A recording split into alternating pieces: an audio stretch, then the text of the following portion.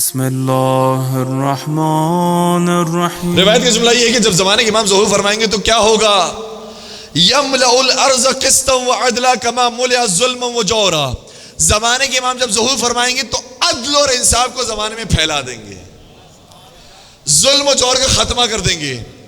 ہم یہ سمجھ رہے ہیں کہ ظلم صرف قتل کو کہا جاتا ہے، ظلم صرف چوری ڈکیتی کو کہا جاتا ہے، ظلم صرف تماچا مارنے کو اور تھپڑ مارنے کو کہا جاتا ہے۔ ظلم اس کا نام نہیں ہے، ظلم اس کا بھی نام ہے کہ جو ہم اپنا کام کر رہے ہیں، جو روزانہ کا رزق کما رہے ہیں، اگر اس کے اندر ہم نے اپنے کام کے ساتھ ناانصافی کی ہے تو یہ بھی ظلم ہے۔ اگر اس ظلم کو ہم نے اپنی زندگی سے نکال دیا، زمانے کے امام ہم سے ملاقات کے لیے آئیں گے۔ اور واقعات بہت سارے ہیں۔ ایک شخص تھا، امام کا بڑا عاشق تھا، چاہتا تھا کہ زمانے کے امام سے ملاقات کرے، بہت کوشش کی اس نے۔ اسے پتا چلا کہ مسجد سہلا کے اندر اگر کوئی یہ اعمال انجام دیتا ہے کہ ہر شب بدھ جاتا ہے مسجد سہلا، اعمال انجام دیتا ہے، تو زمانے کے امام سے اس کی ملاقات ہوتی ہے۔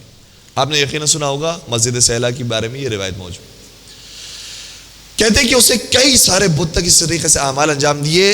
37ویں یا 38ویں بدھ کو اسے یہ خبر ملی کہ زمانے کے امام سے اگر تو ملاقات کرنا چاہتا ہے تو فلاں بازار میں چلا جا، وہ لوہاروں کا بازار ہے، آہنگروں کا بازار ہے، وہاں پر جا، فلاں دکان میں امام زمانہ موجود ہے۔ یہ دوڑتا دوڑتا پہنچا، اور اس نے کیسے کیسے کام نہیں کیے تھے اس کے بارے میں ہے کہ اس نے علم جفر حاصل کیا تھا تاکہ امام کو پہچانے وہ کہاں پر ہے، علم رمل حاصل کیا تھا تاکہ جانے کہ امام کہاں پر ہے، علوم عجیبہ اور غریبہ اس نے حاصل کیا تھا کہ پتہ چلے کہ امام کہاں پر ہے۔ اب ایسا شخص جو اتنا مشتاق ہو، اتنا دیوانہ ہو، جب کہا جائے کہ تیرا امام فلاں جگہ پر ہے تو کیسے دوڑتا ہوا بھاگتا ہے۔ یہ بھاگا اور وہاں اس بازار میں گیا جس دکان کا بتایا گیا تھا، اسی دکان کے قریب زمانے کے امام موجود۔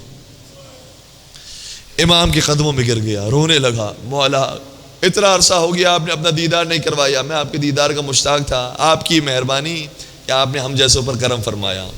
امام نے اسے اشارے سے بٹھا دیا، کہا خاموش ہو جاؤ، یہاں پر بیٹھ جاؤ۔ وہ بیٹھ گیا بڑا خوشی خوشی، اور امام اس دکاندار سے جس کا کام یہ تھا کہ قفل سازی کرتا تھا، یعنی تالوں کو صحیح کرتا تھا، تالوں کو ٹھیک کرتا تھا، ریپیئرنگ کا کام کرتا تھا، امام اس مرد کے ساتھ محو گفتگو ہوئے اور بہت خوشی کے ساتھ اس سے باتیں کر رہے تھے۔ اب یہ بڑا حیران ہوا کہ اس کی خوش قسمتی، امام اس کی دکان پر بھی آئے ہوئے ہیں اور اس سے محو گفتگو ہیں۔ اتنے میں کیا دیکھا کہ ایک بڑھیا اپنے ہاتھوں میں ایک تالا لے کر آئی، کہنے لگی کہ میں تالا بیچنا چاہتی ہوں، میرے پاس اس کی چابی موجود نہیں ہے، اس کے اندر شاید کوئی خرابی ہے، آپ اس تالے کو رکھ لیجئے، مجھے 3 درہم کی ضرورت ہے، وہ مجھے 3 درہم دے دیجئے۔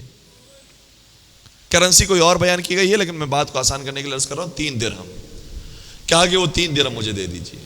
اس دکاندار نے تالے کو دیکھا اور اس کو چیک کرنے کے بعد کہا کہ تالا تو بالکل ٹھیک ہے، اگر اس کی چابی ہوتی تو یہ تالا 10 درہم کا ہوتا، چونکہ چابی نہیں ہے اس لیے اس کی قیمت 8 درہم ہے میرے ساتھ۔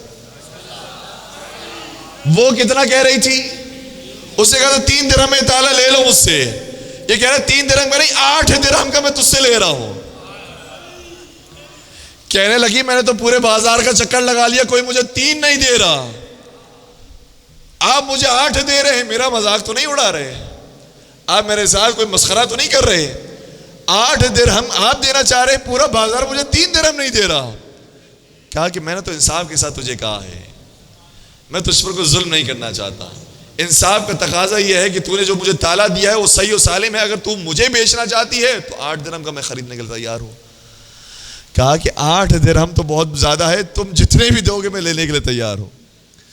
اس نے کہا کہ پھر اگر میرا بھی اس کے اندر تھوڑا سا پروفٹ رکھو تو میں 7 درہم میں تم سے خریدنے کے لیے تیار ہوں، 7 درہم لو اور چلے جاؤ۔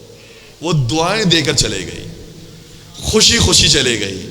بس امام نے جب یہ منظر اس عاشق کو دکھا دیا کہ جو ملاقات کے لیے در بدر بھٹک رہا تھا، امام نے اس سے مخاطب کر کہا کہ اے شخص، اگر تو مجھ سے ملاقات کرنا چاہتا ہے تو میرا پتہ معلوم نہ کر، تو ویسا بن جا جیسا یہ دکاندار ہے۔ اگر تو اپنی زندگی میں انصاف لے کر آ جائے گا، اپنی زندگی سے ظلم کو ختم کر دے گا، ناانصافی کو ختم کر دے گا، تو پھر تجھے میرے پتے پر آنے کی ضرورت نہیں ہے، میں تیرے پتے پر آؤں گا.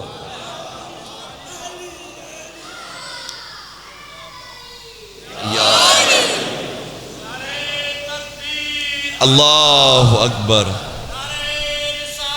یا رسول اللہ، یا علی،